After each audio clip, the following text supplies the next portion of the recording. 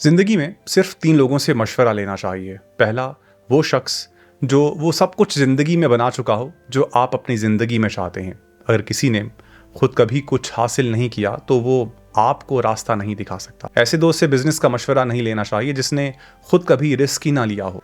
लोगों की राय नहीं, उनके नताइज देखा करें, क्योंकि कामयाब लोग दलील नहीं देते, सबूत देते हैं। दूसरा, वो शख्स जो नाकाम हुआ, गिरा, मगर फिर भी वो उठ खड़ा हुआ। वो लोग जो ज़िंदगी के थप्पड़ खाकर भी आगे बढ़ते रहते हैं, असल में वही ज़िंदगी को गहराई से जानते हैं कि असल ज़िंदगी क्या होती है। और तीसरा, वो जिसे आपकी कामयाबी या नाकामी में कोई फ़ायदा ना हो। आपको उसकी बात अच्छी लगना ज़रूरी नहीं, लेकिन सुनना ज़रूरी है। द थिंग इज़ दैट कि कुछ लोग ताल्लुक़ बचाने के लिए खामियां छुपा लेते हैं, तो ऐसे लोगों की तल्ख बातों को भी गौर से सुने जो आपसे कुछ नहीं चाहते।